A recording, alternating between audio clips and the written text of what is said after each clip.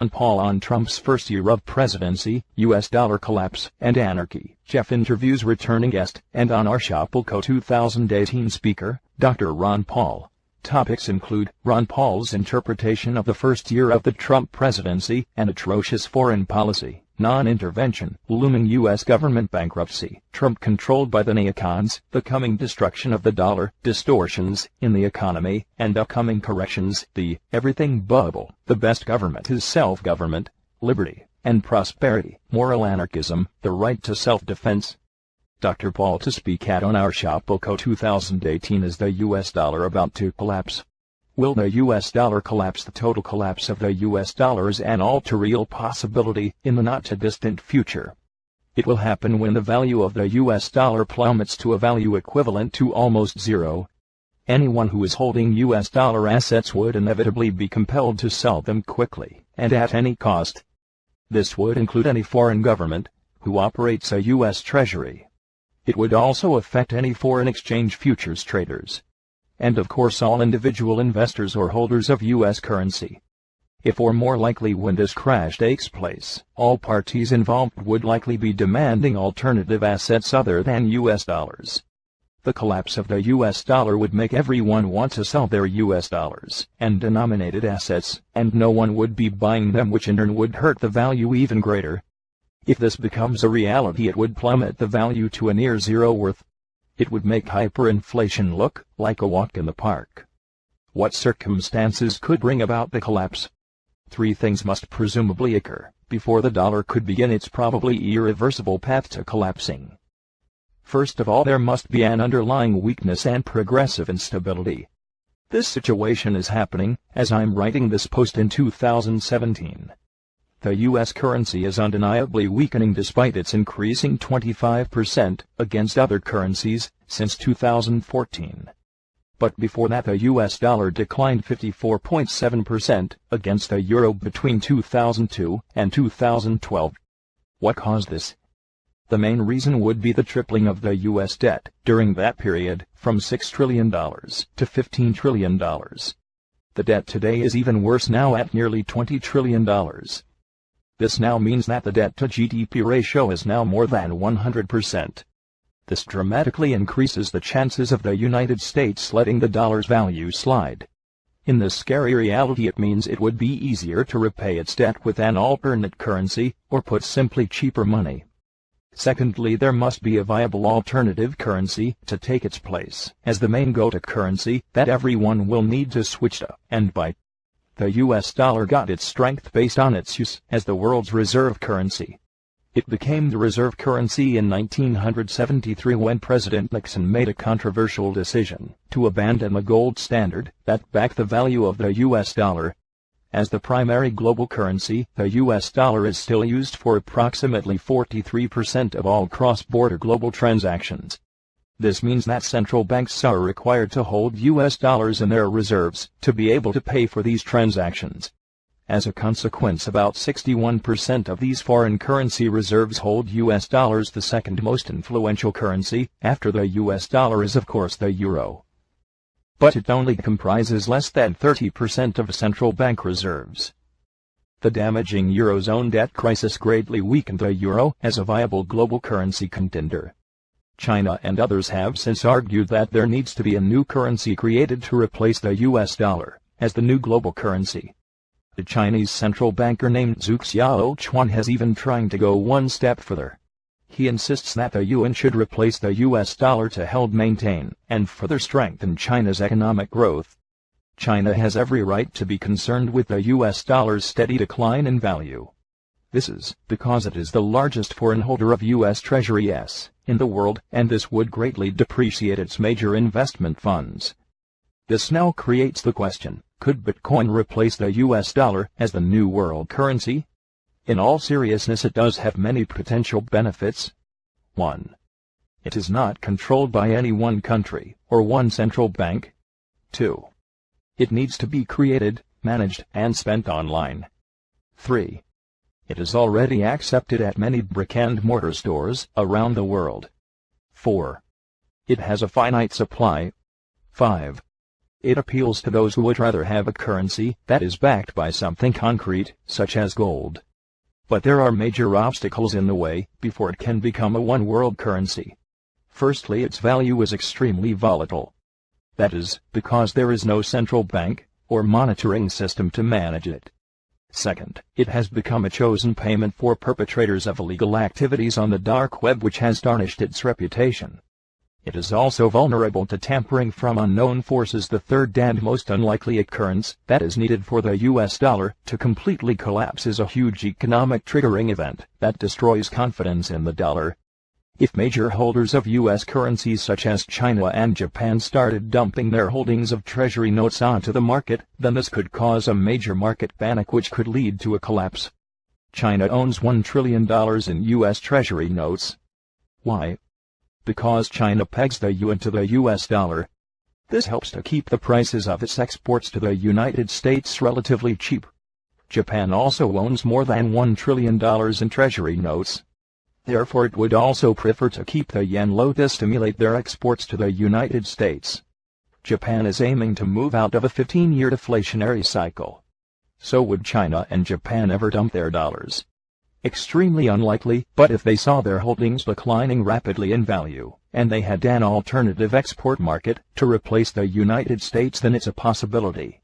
In essence, the economies of Japan and China are greatly dependent on the U.S. consumers. They know that if they sell their dollars, that would further depress the value of the dollar. That means their products, still priced in yuan and yen, will cost a lot more in the United States, and therefore their economies would suffer from this. At this present moment, it's still in their own best interest to hold on to their U.S. dollar reserves. China and Japan are of course aware of their own vulnerabilities.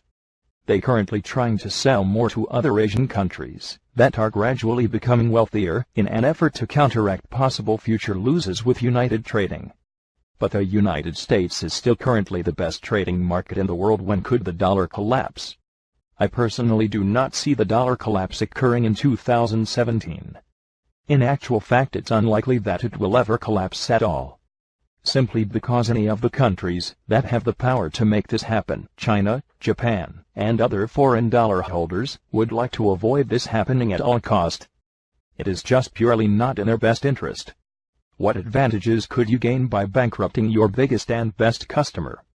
I do believe, though, that the dollar will continue its gradual decline, as these countries do increasing business with other markets. What would happen if we had a collapse?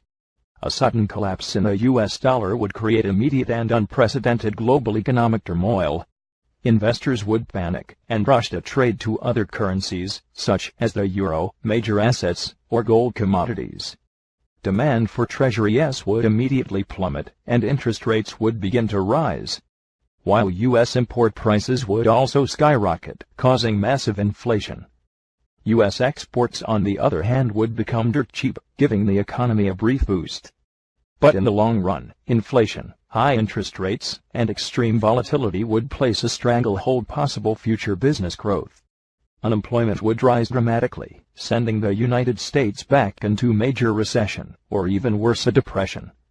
How can you protect yourself from a collapse? You can start by defending yourself against a gradual dollar decline, by keeping your assets well diversified, like holding foreign mutual funds, gold, and other commodities. A U.S. dollar collapse would inevitably create a global economic crisis and spread turmoil throughout the world. In order to prepare for this type of uncertainty, you must first be mobile. Keep your assets as liquid as possible so you can easily shift and change them as need be. Make sure you have diverse and transferable job skills. Always keep your passport valid and up to date, just in case things turn bad enough that you can change locations, or you need to move quickly to another country. These are just some useful ways you can protect yourself and survive a dollar collapse.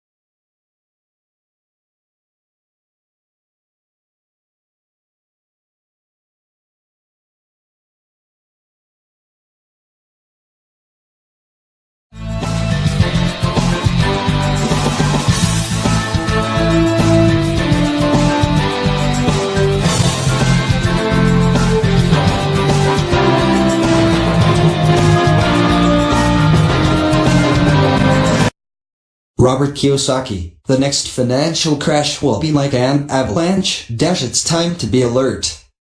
Prepare for the imminent economic collapse. The economic crisis is here.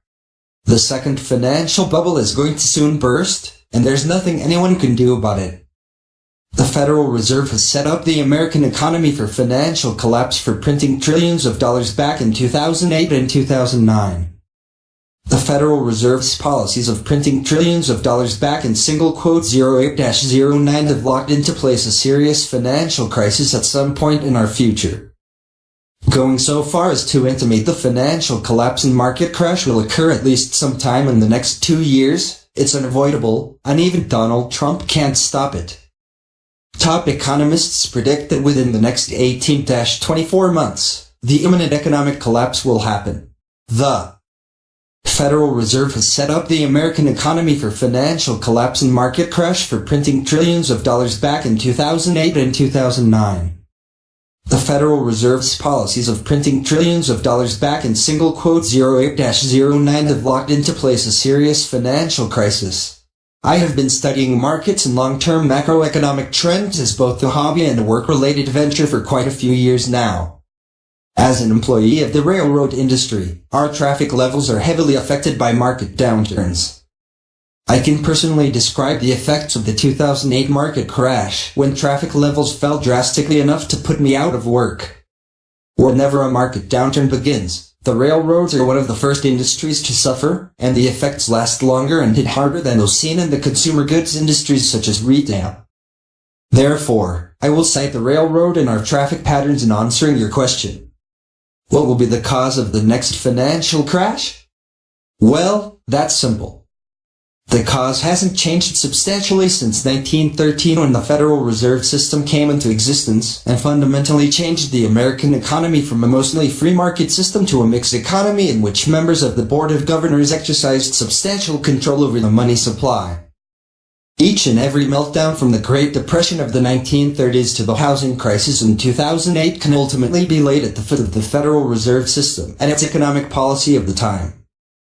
Each crash had a unique catalyst, which the history books have reflected as the cause, but the Federal Reserve and its monetary policy have always created the market conditions which start the catalyst moving. In an attempt to keep this response short and concise, I won't dig too deep into the history of the Federal Reserve or why it was created. Just know that the Fed was created in 1913 under questionable legislative and constitutional conditions. The Fed serves as a lender of last resort, allowing the federal government to create literally endless sums of money, passing the inflation onto the taxpayer as a hidden and stealth inflation tax. The Fed regulates the interest rates throughout the broader economy by adjusting the discount rate, or the fund rate that the federal government pays interest back to the Fed. When the Fed lowers the fund rate, the result is ultimately lower interest rates on the consumers. When the Fed raises the fund rate, the opposite is the result. See in the following table the historical Fed interest rate policy from the 1970s to the present. The impending economic collapse is hidden from most. People only see a rising stock market, not the negative underlying factors that will cause the whole system to crash. The only other times in our history when stock prices have been this high relative to earnings, a horrifying stock market crash and economic collapse has always followed. Will things be different for us this time? We shall see, but without a doubt this is what a pre-crash market looks like. This current bubble has been based on irrational euphoria that has been fueled by relentless central bank intervention, but now global central banks are removing the artificial life support in unison. Meanwhile, the real economy continues to stumble along very unevenly. This is the longest that the US has ever gone without a year in which the economy grew by at least 3%, and many believe that the next recession is very close and economic collapse imminent. Stock prices cannot stay completely disconnected from economic reality forever, and once the bubble bursts the pain is going to be unlike anything that we have ever seen before. If you think that these ridiculously absurd stock prices are sustainable, there is something that I would like for you to consider. The only times in our history when the cyclically adjusted return on stocks has been lower, a nightmarish economic collapse and stock market crash happened soon thereafter. there are more market crash-inducing bubbles waiting to burst than ever before in the history of U.S. markets. The most obvious is the artificial manipulation of the stock market via quantitative easing. QE has manipulated the U.S. stock market higher since 2009. But now, central banks have painted themselves into a corner. Bubbles are artificially created and cannot be gently deflated. They eventually burst. A stock market crash is the inevitable result. Disaster preparation has received a lot of attention in the recent past.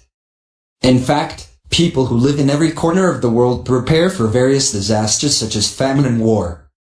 Some of them even prepare for zombies. It is always better to prepare to face disasters as they can hit us at unexpected times. However, it should be done according to a plan. That's where the Lost Ways comes into play. This guide follows a scientific approach to help people prepare for disasters. In fact, it would let people know about the secret methods followed by the ancestors to survive disasters. They include a variety of disasters such as droughts, diseases, financial crisis, wars, famines, and everything else life threw at them. BRICS create the new international trade currency. The damage to the dollar will be enormous, and the domestic economy will collapse in a short period of time. Most folks are really good about making sure they have the proper amount of insurance for their home and automobiles. But when it comes to ensuring the survival of their family in rough economic times, well, not so much. It's no secret that recent volatility in the world financial system has more than a few people openly talking about the threat of an economic collapse, and I've been explaining for several years now why I believe an economic collapse is inevitable. If history is any guide, the good news is that it won't result in a complete breakdown of society. Argentina suffered through the collapse of its own economy just over a decade ago, and life goes on, but it remains less than idyllic there. Nobody can say exactly how the collapse of the almighty US dollar will unfold, but you can bet that most people will be unprepared if and when it happens. If we're lucky, it will happen one weekend after the powers that be announce a bank holiday, followed by a complete fully controlled system reset that results in significantly lower standards of living for everyone. Given the global nature of world market, particularly how oil is denominated and used, it's likely that every economy will be significantly impacted. A shift to an international currency would likely occur quite quickly, one that includes a basket of currencies and a significant amount of precious metal backing, gold, silver. Countries are also likely to bypass the used and enter into direct trade deals with each other. China has already started this with Russia, Brazil, Australia, and a number of other countries. This lowers the impact of used exposure. To answer your question directly, job stability, jobs that have exposure to American exports will obviously be the hardest hit, so manufacturing, etc. Additionally, a lot of the global innovation industries such as IT, biotech, entertainment, etc. will be hit hard, as will international finance, which involves US transactions. Jobs least likely to be impacted will be those that cater to local needs such as local agriculture and essential service industries. Little to no social unrest. This will depend heavily on the following, I think: availability of food, water, and essential services. One would prefer a country that is relatively isolated to avoid influxes of refugees that would create disturbances, has a stable democratic government, and has an efficient police force and army as last resort at maintaining the peace, and can maintain essential services without relying on external countries, water, sewage, electricity, food supply chain. Good availability of food and water. This is likely the biggest concern. Some people say that society is only ever 3 meals away from collapse. That might be overstating it, but highest on the list of concerns during a global collapse/instability caused by something like a rapid use decline would be availability of food and water. Availability will be most likely determined by proximity in a world where energy, that is shipping, prices are fluctuating wildly. Given this, some of the last places you would want to be would be countries such as UAE, Saudi Arabia, Singapore, which rely heavily on imports of food and water, and also have huge exposure to the used trade. A better list would include net exporters of food, countries that are isolated, preferably by sea, and countries that take care of their energy needs, particularly electricity in the short term and hydrocarbons in the medium to long term. Most countries in the southern hemisphere would be pretty resilient, like South and some parts of Central America. The Australia and neighbor New Zealand are likely to be the countries with the highest standards of living after a global shock. They have also mined a lot of gold. I believe that the supremacy of the dollar as the strongest international trade currency is becoming weaker and weaker. There are some countries that simply refuse to deal in dollars at the moment. If BRICS create the new international trade currency, the damage to the dollar will be enormous and the domestic economy will collapse in a short period of time. So be prepared for hard times. The Bank of Russia has already signed an agreement with China to set up a bilateral gold trade which should be formulated and functional in 2018. A BRICS-wide gold trading system would be yet another blow to Western control of global currency exchange, metal exchange, and would further challenge the status of the dollar as the de facto global reserve currency and standard currency of international exchange. Some key events have already seen China in particular, and the BRICS more widely, take aim at the West and Washington's stranglehold over global monetary networks. This includes Venezuela's embrace of China's petro-yuan, China's new system to buy oil futures contracts in yuan, which can be easily convertible to gold at the exchanges in Shanghai and Hong Kong, bilateral trade between BRICS members and wider Eurasian partners in local currencies, Russia's forthcoming crypto-ruble proposals for a BRICS-wide cryptocurrency. As I previously reported in the Duran, Russia is not actually interested in undermining American democracy. In fact, the United States isn't particularly concerned either. But Russiagate continues to give mainstream media a narrative that it can sell to its dwindling core audience. However, when it comes to the real linchpin of American power, the almighty dollar, things are very different. Since it typically takes millions of dollars at minimum to even enter major U.S. elections, it is clear that the American electoral system, like just about everything in the U.S., is as tied into the power of the dollar as any other institution.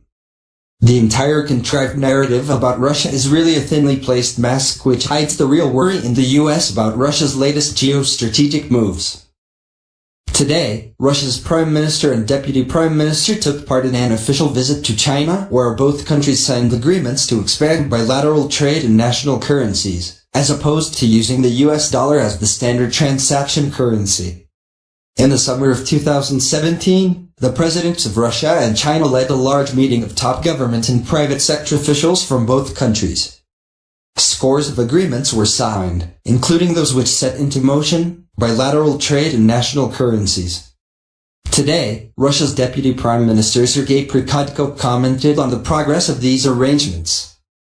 He said, "At present, financial regulators of the two countries are working on extending the bilateral currency swap agreement for the next 3 years. In 2016, the share of national currencies in payments for exports of Russian goods and services amounted to 13%, imports 16%. In the first quarter of 2017, these figures rose to 16% and 18%, respectively.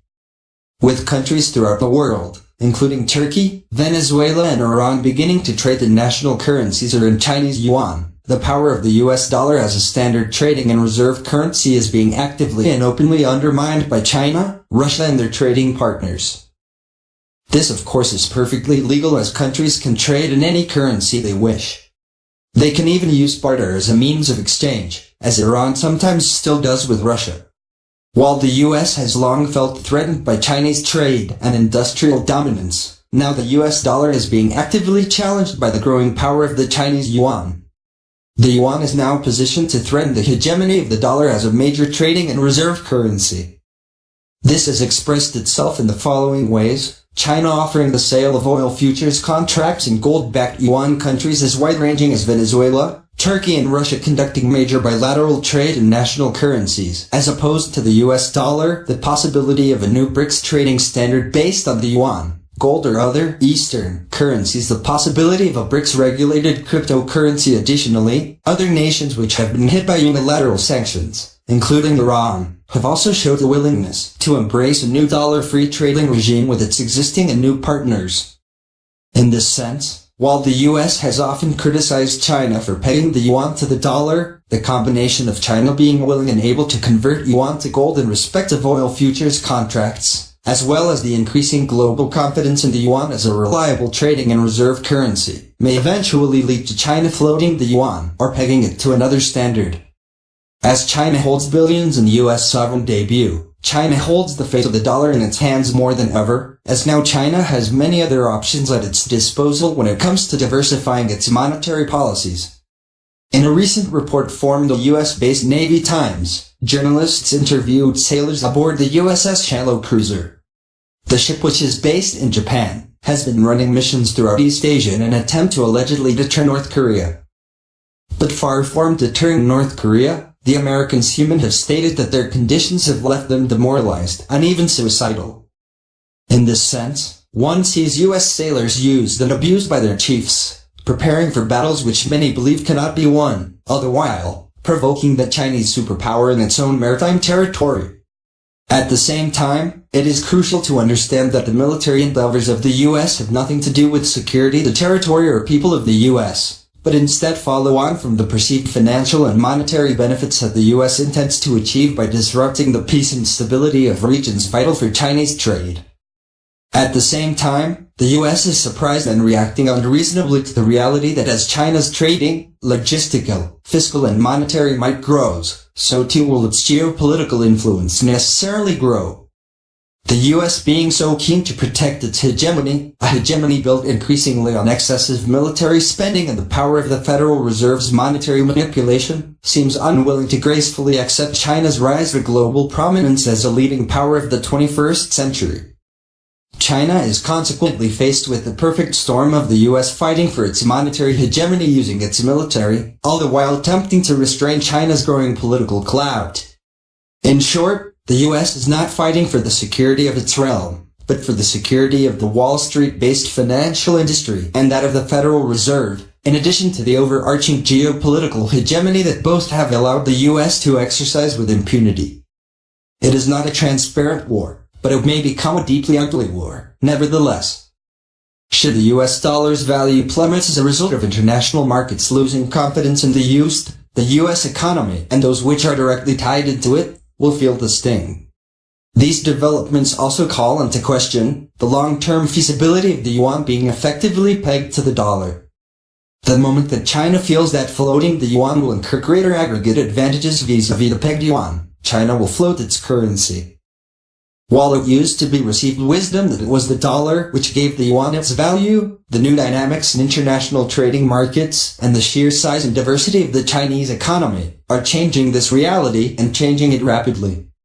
If the yuan is allowed to float on currency markets, the US dollar is the currency that has the most to lose from such an event, and it is now an event whose proximity in time is becoming ever closer. It will also be a further sign of China diversifying its international points of sale away from the U.S. While people like Steve Bannon speak of China frequently, most U.S. commentators and politicians are focused on Russia.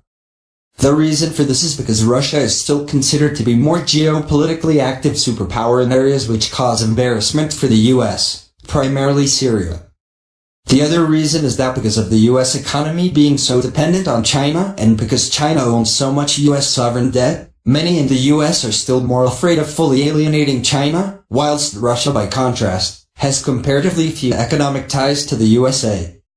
The flip side of this reality is that Russia is in many ways even more free when it comes to developing new anti-dollar currency solutions. China still needs the U.S. consumer market and thus, things will have to necessarily progress in a gradual manner in respect of the interdependent, but mutually distrustful economic and monetary ballet between Beijing and Washington. Russia has no strings attached in this sense, and U.S. sanctions against Russia and many of her traditional partners only serve to further drive home the importance of de-dollarizing Russia's trading networks. This indeed is one of the reasons that Russia is set to launch a crypto ruble, which will compete directly with both the dollar and existing Western cryptocurrencies for small and medium-sized international transactions. Conclusion: Russia has avoided the pitfall of the 1990s US/EU music industry, albeit on a much more substantial scale. Just as PayPal and other online apps have destroyed many physical bank branches, in the coming years, there is a very real possibility that as cryptocurrencies get easier to use and become more widely accepted for day-to-day transactions, they could supplement the largely old-fashioned banking/monetary system. When this happens, countries that reject cryptocurrencies for fear of not being able to collect revenue from such transactions will find themselves totally shut out. Russia has avoided this pitfall by embracing technology and making it work both for Russia, for consumers, and for commercial interests. It's a win-win situation, and this is almost certainly only the beginning. Nobody can say exactly how the collapse of the almighty US dollar will unfold, but you can bet that most people will be unprepared if and when it happens. If we're lucky, it will happen one weekend after the powers that be announce a bank holiday, followed by a complete fully controlled system reset that results in significantly lower standards of living for everyone. If not, collapse will be much more chaotic. The worst part of any such chaotic, unplanned, economic collapse occurs in the first few weeks after the initial event that precipitates the crisis. It could be an extremely volatile and scary time, especially in major metropolitan areas, as people caught unprepared end up roaming far and wide, searching for the most basic of necessities, and doing whatever they must to ensure their survival until a new currency is eventually established that helps repair the broken supply chains. Until that occurs, however, most people will have to rely on the black market for almost everything, but life will go on, and goods and services will continue to be traded just far less efficiently than before. How long will it take for things to get back to a relative state of normalcy? That's anybody's guess, but I've been preparing under the following assumptions. A collapse of the US dollar will not repeat, will not result in a Mad Max end of the world scenario. Supermarket shelves will remain empty for 6 months. With that in mind, here's how you should consider preparing for a collapse in order of descending importance. Water. If you're dependent on your local municipality for water, what will you do if the lack of spare parts shuts down the water system for a week or two? If the situation is dire, you can get by on about 1 quart of water per day. However, ideally you should prepare to have at least 1 gallon per person per day for at least 2 weeks, preferably 4. You should also purchase a heavy-duty filter to purify additional water. Top-of-the-line water filters that will purify up to 13,000 gallons cost roughly $250. Food. In the opening days and weeks of the crisis, the last place you'll want to be is anywhere near a supermarket, fighting clueless hooligans or hordes of looters and panicked people. Some of the cheapest food available on a cost-per-calorie basis is white rice. And while canned food is preferable to dry, dehydrated, and freeze-dried victuals because it's ready to eat and doesn't require other valuable resources to prepare such as heat and water, it's also much more expensive. That being said, while there may be occasional utility disruptions due to a lack of spare parts, I don't expect catastrophic failures. You should have at least a 6-month supply of food on hand. Remember, even if the food shortages fail to manifest themselves or are quickly extinguished, the food you store will come in handy if you find yourself unemployed and unable to afford, say, $30 for a loaf of bread. Warmth. Although I live in a warm weather climate, I realize many people don't. If you live in an area with extremely cold winters, make sure you have a sufficient supply of wood or heating oil on hand. Medications. If you need prescription medications, make sure you have enough to get you through until the supply chains are restored. Make sure you always have an extra bottle or 2 of aspirin, cold medicine, and vitamins. You should also have a decent first aid kit and, if at all possible, a supply of antibiotics on hand. Sanitary supplies. One of the most important things we take for granted, aside from food and water, is sanitation.